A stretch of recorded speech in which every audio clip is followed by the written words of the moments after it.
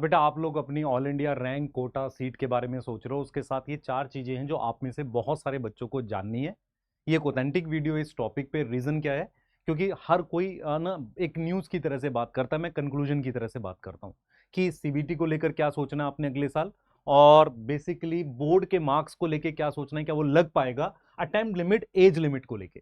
पूरी video last तक देखना, अपने दोस्तों के साथ, बाकी लोगों के साथ शेयर करना, क्योंकि बेटा आपको नहीं पता, लोगों को बहुत नॉलेज नहीं है। मैं भी पहले सोचता था यार ये टॉपिक पे क्यों ही बोलूं, क्योंकि बच्चों को पता होगा, पर रियल में आपको बताऊं, इंस्टाग्राम में इतने डीएम है, छोटी छोटी बातें नहीं पता होती बच्चों को। तो हमें ऐसा लगता है कि हमें इंफॉर्मेशन देनी चाहिए और प्रॉपर तरीके से बताना चाहिए। तो इन चारों पॉइंट पे बात करेंगे, और वीडियो में लास्ट में एक चीज और जरूर आपको बताऊंगा कि क्या ऐसा तरीका है कि अगर आप रिजल्ट का वेट कर रहे हैं और उसके साथ आपको और क्या सोचना चाहिए। सही है, आ जाओ फटाफट से।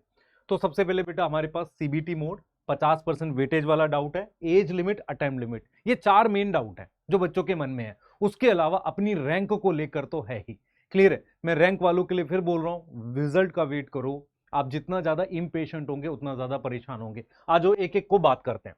सबसे पहले सीबीटी मोड को लेकर मेरा मेरा ये मानना है 99.9% कंफर्म है कि अगले साल लगा देंगे। उसके दो तीन सॉलिड रीजन मैं आपको बताता हूं। जब सुप्रीम कोर्ट में मतलब एक केस फाइल हुआ था अभी रिसेंटली, जिसकी अभी हेयरिंग एक और बाकी है जुलाई जुलाई में, तो उन्होंने क्लियरली जो गवर्नमेंट ने क्या बोला था आप याद करो। एनटीए ने सुप्रीम कोर्ट में फॉर्मली सबमिट कर दिया था कि 2027 में हम सीबीटी मोड लगाएंगे, और ये बात बोल के ही वो बचे थे। उन्होंने बोला 2027 में हम सीबीटी मोड लगा देंगे।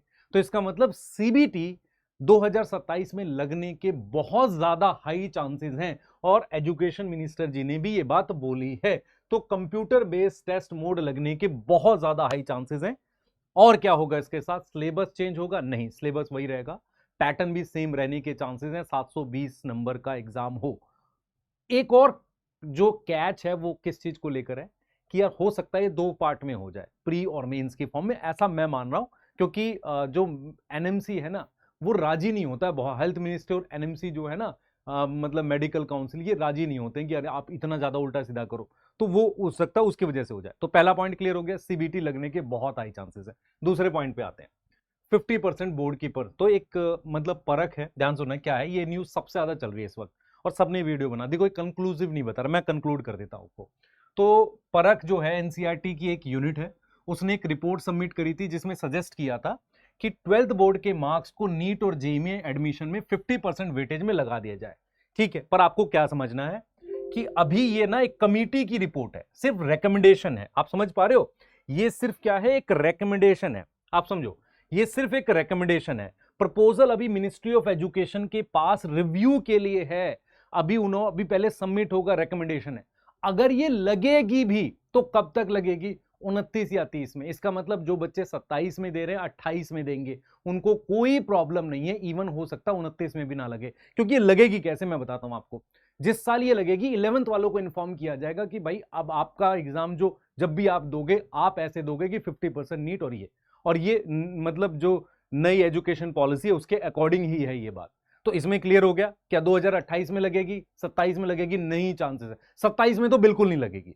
तो बिल्कुल मत डरो कि आपको दिक्कत आएगी। जिन बच्चों ने ड्रॉप किया था, जिन्होंने मार्क्स नहीं लाए बोर्ड में, 27 में तो बिल्कुल मत डरो। 28 में भी लगभग ना के परसेंट चांसेस है, लगी तो या 29 और 30 में। क्लियर है? हम क्लियर है 50% वेटेज को लेके? अभी रिकमेंडेशन है, कुछ फाइनल नहीं है। तीसरा पॉइंट, एज लिमिट को लेके। तो सबसे पहले बेटा आपको याद होगा, या नहीं पता है तो मैं बता देता हूं, सुप्रीम कोर्ट ने ही एज लिमिट का क्राइटेरिया हटाया था। अपर एज लिमिट पहले 25 साल होती थी। दूसरा क्या है, मेडिकल काउंसिल का ये मानना है कि बहुत सारा ऐसा बच्चा होता है जो गरीब बैकग्राउंड का होता है, जिसको ना मतलब बीएससी करके आता है और ये सारी चीजें, तो वो जल्दी से एज लिमिट नहीं लगाएंगे। ऐसी कोई लिमिट नहीं लगाएंगे कि 23 साल वाला, 24 साल वाला। पहले 25 थी, हो सकता है 27 लगा दें, हो सकता है 25 लगा दे। तो आप में से मैक्सिमम जो होते हैं 25 से कम ही होते हैं। पर इस साल 2027 वाले नीट के एग्जाम में या 28 वाले में ना एज लिमिट लगने वाली है, ना 50% वेटेज वाला लग रहा है। ठीक है, फोर्थ पे आ जाते हैं जो आप सोच रहे हो, अटेम्प्ट लिमिट। अटेम्प्ट लिमिट बेटा सीबीटी के साथ बनता तो है, पर अभी नहीं लगेगा। अगर सीबीटी लग भी जाए तो अटेम्प्ट लिमिट और एज लिमिट अभी नहीं लगेगा।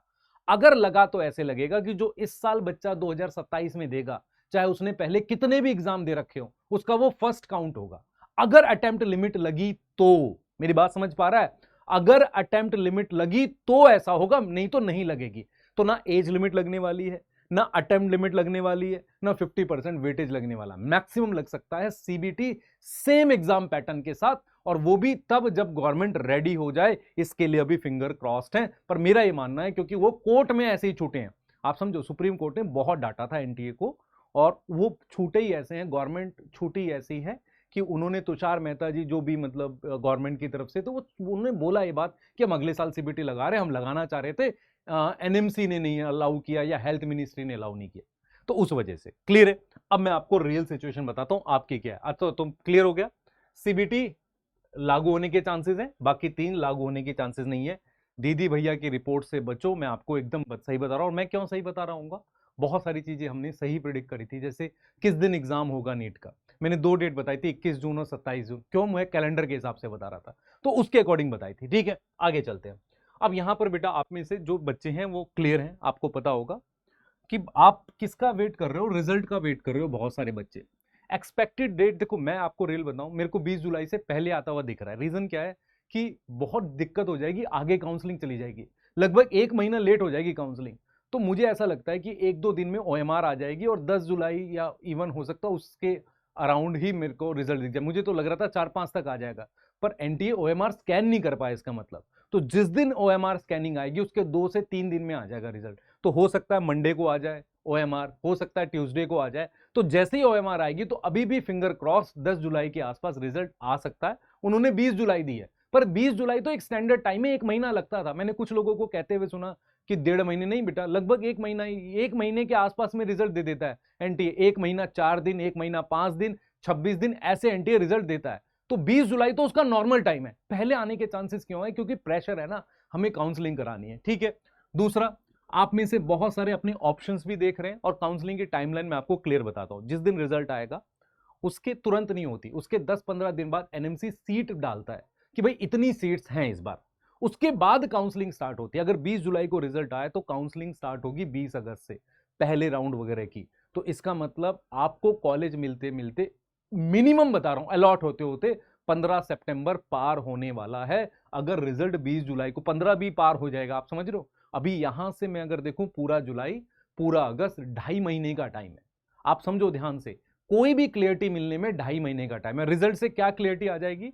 आपको रैंक से आइडिया हो जाएगा क्या मिल सकता है, क्योंकि जिस रैंक पे लास्ट, रैंक चेंज कहां होती है, रैंक बल्कि ज्यादा रैंक पे मिलता है, कॉलेज ऐड होते हैं ना, तो ज्यादा रैंक पे मिलता है। तो रैंक से आपको आइडिया हो जाएगा, रिजल्ट से आपको सिर्फ ये पता चलेगा, लेकिन आपको मिली कि नहीं मिली ये पता लगते लगते यहां से 2.5 महीने। ठीक है, दूसरे कुछ बच्चे अदर एग्जाम दे रहे, मैं एक चीज और यहां से सोच रहा हूं, इस साल हम लोग अपने बैच के बच्चों को, जो मंथन बैच के बच्चे हैं, उनको सारे फॉर्म्स के बारे में, सारे एग्जाम्स के बारे में कुछ एक्स्ट्रा क्वेश्चंस देंगे, जैसे सीयूटी कैसे देना है आपको, नाई आईसर का एग्जाम जो है, आपको नेस्ट का एग्जाम जो है, ये एग्जाम देने कैसे हैं, इनके पेपर्स में क्वेश्चन कैसे आते हैं, पैटर्न कैसा होगा, वो सब गाइड करेंगे। मैं अपने बच्चों को सजेस्ट करूंगा, आंख बंद करके सिर्फ एक फील्ड की तरफ मत जाओ, सबको देखते रहो, जो हो जाए उसको जरूर लेना। आंख बंद करके ड्रॉप लेना हमेशा बेटा मुश्किल होता है, ठीक नहीं होता। ठीक है, उसके अलावा हम लोग बात कर रहे हैं बेटा कंफ्यूज को लेके, क्योंकि जैसे ही कट ऑफ बढ़ती हुई दिखी कुछ बच्चों को, इधर उधर बच्चे कंफ्यूज हैं। तो ये सारी सिचुएशन हमारे सामने है, और कुछ बच्चों ने बैच ज्वाइन, तो मुझे 4 सिचुएशन दिख रही है। एक बच्चा जो रिजल्ट का वेट कर रहा है, कुछ बच्चे ने अदर एग्जाम दे दिया है, कुछ बच्चे कंफ्यूज हैं कि मुझे अगर बीएमएस मिल जाएगा ले लूंगा और मैं पार्शियल ड्रॉप करूंगा, बीएमएस मिल जाएगा उसी को करूंगा, और मैं अभी भी श्योर नहीं हूं कि एमबीबीएस के लिए ड्रॉप लेना है कि नहीं लेना है। वो इस कंफ्यूजन में, ये इस कंफ्यूजन में।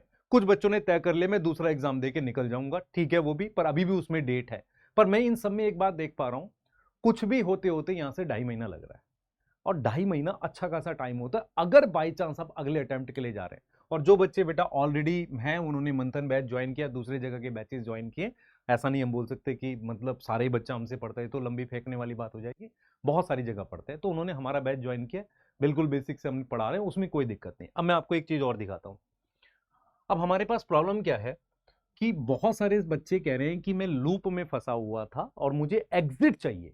अब मैं यहां पर उनसे 1-2 सवाल पूछूंगा, एग्जिट कहां कहां से चाहिए। पहला, एमबीबीएस से चाहिए आपको, तो आप किसी और कोर्स में जा रहे हैं तो 100% उसी की पढ़ाई करिए। दूसरा, आपको यह समझना पड़ेगा आप एमबीबीएस के लूप में नहीं थे, गलत तैयारी के लूप में थे। आप कौन सी, आप में ईमानदारी से मुझे बताओ, आप एमबीबीएस के लूप में थे या उस तैयारी के लूप में थे कि आप दोबारा से लेक्चर देखते थे पूरा, फिर दोबारा से लास्ट तक जाके आपका सिलेबस खत्म नहीं होता, वो लूप था आपके पास, ठीक है। दूसरा, कुछ बच्चे ऐसे हैं जो पार्शियल ड्रॉप करना चाहते हैं, वो चाहते हैं कि सर 2 अटेम्प्ट 3 अटेम्प्ट हो गया, अब मैं चाहता हूं कि कोई कोर्स लेके इस बार फिर से दे लूं, पार्शियल ड्रॉप कर लूं। और कुछ बच्चे हैं ड्रॉप करना चाहते हैं पर वो वैसे नहीं पढ़ना चाहते। वैसे मतलब मुझे इस तरह की प्रॉब्लम काफी दिखी। कुछ कहते हैं सर लूप में मेरा हो गया, पर उनको ये नहीं पता वो लूप कौन सा था। दूसरा, वो क्या दूसरे के साथ जा पाएंगे? अगर जा पा रहे हैं तो बढ़िया से उसे करना चाहिए। कुछ कह रहे हैं पार्शियल ड्रॉप करना, कुछ कह रहे हैं कि भाई मुझे सेम पैटर्न पे ड्रॉप नहीं करना। मतलब क्या हुआ? वो ये कह रहे हैं कि यार मुझे वही पैटर्न पे ड्रॉप नहीं करना, मतलब सिंपल सा लॉजिक है, मुझे वो पैटर्न नहीं करना। तो हमने क्या किया बेटा, इन बच्चों के लिए जो ये बातें कह रहे हैं, इनके लिए मैं आपको फिर बोलता हूँ, मेरी प्लानिंग सबसे ज्यादा इंपॉर्टेंट होती है। और जब बड़ी बड़ी कोचिंग्स के शुरुआती दौर थे, उनमें उनकी पहली टेस्ट सीरीज, उनके पहले लेक्चर प्लानर, उनका पहला बैच कैसे चलेगा, इवन ऑफलाइन में मॉर्निंग और इवनिंग की क्लासेस कैसे सेट होंगी, ये सब मैंने उनके लिए डिजाइन किया। तो प्लानिंग मेरे से बेहतर शायद कोई स्टैट टेक में पहले से करता रहा हो। अब चाहे वो लंबी लंबी फेंक दें कि नहीं हमारे पास 200 लोग हैं, 200 लोग होने से नहीं होता। जड़ें हमेशा अपनी जगह काम करती थी, तो ये बात शायद नहीं समझ पाएंगे, कोई दिक्कत नहीं है। तो आ जाते हैं। तो मैंने क्या प्लान किया, मतलब मैं बैठा सब लोगों के साथ, मैं हमारी टीम बैठी, हमने ये प्लान किया कि क्यों ना बच्चों को कुछ एक और ऑप्शन दिया जाए। मंथन बैच में हम पढ़ा रहे हैं बिल्कुल बेसिक से, वो तो है ही। उसके अलावा एक ऑप्शन हमने दिया कि एक ऐसी टेस्ट सीरीज ले आओ जिसके साथ बैच भी हो वन शॉट का। तो एकलव्य टेस्ट सीरीज प्लस मंथन बैच, मंजिल बैच, इन दोनों को मिला के हमने एकलव्य टेस्ट सीरीज AITS बना दी है। अब आप ध्यान से सुनना, ये आपकी प्रॉब्लम कैसे सॉल्व कर रहा है। मान लो आप ऐसे बच्चे हो जिसके 3 ड्रॉप हो गए हैं, जिसको ऐसा लगता है कि यार अब मैं दोबारा से लेक्चर नहीं देखना चाहता। तो आप बताओ कि बेस्ट क्या रहेगा, कि सर मैं सिलेबस खत्म करूं। क्या आप अपने आप बैठ के सिलेबस खत्म कर पाओगे? आप सोचो जरा। आप ऐसे सिंपल बैठे हो, सिलेबस खत्म हो नहीं हो पाएगा बच्चे, सिंपल बैठे बैठे रहने से तो नहीं होगा। और आप बिना प्लानिंग के पढ़ नहीं सकते। तो हमने क्या किया, एक टेस्ट सीरीज डिजाइन कर दी है जिसमें पार्ट टेस्ट हैं 12। और ये 12 टेस्ट 26 जुलाई से स्टार्ट होके मतलब 13 नवंबर के आसपास खत्म हो रहे हैं। इसका क्या मतलब हुआ? इसका मतलब ये हुआ कि जब ये पार्ट टेस्ट आप दोगे, आप समझ रहे हो, ये पार्ट टेस्ट जब आप दोगे तो आपका नवंबर तक पूरा सिलेबस खत्म हो जाएगा। सर ये टेस्ट के लिए मैं पढ़ूंगा कहां से? यहां से पढ़ सकता है, बैच भी दे देते हैं। समझ आ रहा है लॉजिकली? तो इसका मतलब वो बच्चे जो पार्शियल ड्रॉप करना चाहते हैं, क्योंकि पार्शियल ड्रॉप में टाइम नहीं मिलेगा। जो बच्चे ये सोच रहे हैं कि नहीं सर मैं पूरा नहीं पढ़ना चाहता, मैं सिलेक्टेड पढ़ना चाहता हूं, या सर मैं आपसे बायो पढ़ना चाहता हूं, या तो उनको हमने क्या किया, एक बैच दे दिया जिस बैच में 1 शॉट या 2 पार्ट के लेक्चर है, मंजिल बैच है। और ये वो बैच है जो मतलब हम डिफरेंट ऐसी जगह यूज करते हैं जहां पर एकदम वैसी चीज हमें करानी हो कम टाइम में। तो ये बैच ले लो, इसके अपने 1 शॉट लेक्चर है, इसका अपना टेस्ट भी है, इसके असाइनमेंट भी उसी बैच में है। अपने हिसाब से पढ़ो, सारे लेक्चर एक साथ मिल जाएंगे, टेस्ट का सिलेबस मिल जाएगा। उस सिलेबस को फॉलो करते हुए नवंबर तक आप पूरा सिलेबस 11 12 खत्म करो। फिर उसके बाद क्यूमुलेटिव टेस्ट होंगे, फिर फुल सिलेबस होंगे। कितने फुल सिलेबस टेस्ट हैं? 43। और इन फुल सिलेबस की खास बात क्या है, इसमें पैटर्न बदलेंगे हम। पैटर्न मतलब किसी में फिजिक्स, अच्छा इसमें क्यों नहीं कर रहे हम लोग पैटर्न? बेटा क्या होता है, मान लो फिजिकल के सारे चैप्टर आ रहे हैं, वैसे ही मुश्किल है पेपर, तो उसमें छूट मतलब छेड़छाड़ नहीं करनी चाहिए। जो फुल सिलेबस टेस्ट आएंगे ना, उनमें पैटर्न बदल रहे हैं। किसी में फिजिक्स मुश्किल कर दी, किसी में केमिस्ट्री मुश्किल कर दी, किसी में दोनों मुश्किल कर दिए, किसी में असर्शन रीजन ज्यादा डाल दिए, किसी में मैथ्स ज्यादा डाल दिए, ऐसा कर दिया। देखो मान लो 43 है, उनमें से 15 से 20 टेस्ट पैटर्न चेंज किए और 20 टेस्ट नॉर्मल जो आते रहे वैसे कर दिए। तो उस तरीके से हमने इसको डिजाइन किया है। ठीक है, डिजाइन किया। तो ये 12 पार्ट टेस्ट हैं, 43 फुल सिलेबस है, क्यूमुलेटिव 4 है, तो टोटल 59 टेस्ट हैं।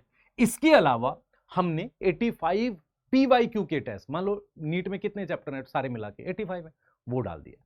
तो अगर कोई बच्चा आराम से बैठ के सोचेगा ना, वो यही खोज रहा है, जिसके 400 450 300 आ रहे हैं, 400 आ रहे हैं, जिसको नहीं पता ड्रॉप लूंगा नहीं लूंगा, मैं रिजल्ट का वेट कर रहा हूं, हर वो बच्चे को क्या करना चाहिए, 26 तारीख वाला 26 जुलाई वाला टेस्ट देना चाहिए। ठीक है सर, कितने पैसे लगेंगे? 2000 रुपये। अब तुम लॉजिकली सोचो, तुम 2.5 महीना, मान लो तुमने कोर्स लेना भी है कोई, तुमने MBBS सिलेक्ट कर लिया, 2.5 महीने के आसपास आप पढ़ रहे हो इससे MBBS मिलने से पहले, तो भी आपका वो 2.5 महीना सेव हो रहा है, क्योंकि 2.5 महीने में कम से कम भी 11th आपकी 70% आप टेस्ट दे चुके होगे। ऐसा नहीं हुआ कि आपको MBBS मिला या नहीं मिला आप फंसोगे नहीं। मेरी बात समझ आ रही? क्योंकि काउंसलिंग में फिर बता रहा हूं, अभी रिजल्ट अगर 20 जुलाई को आया तो आपकी काउंसलिंग होते होते 20 अगस्त हो जाएगा, क्योंकि बीच में NMC पहले सीट डालती है फिर निकालती है काउंसलिंग का शेड्यूल। यस, तो ये सारी चीजें हैं। तो किन बच्चों को लेना चाहिए? जो पार्शियल ड्रॉप कर रहे हैं, जो काउंसलिंग का वेट कर रहे हैं, जो 1 से 2 ड्रॉप हो चुका है जिनको दोबारा बैच से नहीं पढ़ना वो कर सकते हैं। जो ऑफलाइन कोचिंग में उनको सपोर्ट चाहिए, यार फिजिक्स में थोड़ी हेल्प हो जाए, अच्छे टीचर मिल जाए, फिजिक्स में एसीपी सर के लेक्चर है, उसमें काफी सारे हमारे और भी जो कुछ टीचर थे उनके लेक्चर हैं, केमिस्ट्री में सर्वेश सर के साथ कुछ टीचर्स के और लेक्चर है इसमें, तो वो उससे आपको हेल्प हो जाएगी। अगर आपको ऑफलाइन कोचिंग है लेकिन सपोर्ट चाहिए तो वहां आपको हेल्प हो रही है। मेरी बात समझ पा रहे हो? वहां आपको बिल्कुल हेल्प होने वाली है यहां पे, तो आपको ये बहुत बेहतरीन पढ़ने वाला है। ठीक है, अब ये कैसे करोगे ज्वाइन? बेटा इस वीडियो के डिस्क्रिप्शन में लिंक है टेस्ट सीरीज का, डायरेक्ट ज्वाइन करो। अब मैं आपको सिलेबस बता देता हूं। 26 जुलाई को पहला टेस्ट है, पहला पार्ट टेस्ट है, ज्यादा समय नहीं है हमारे पास।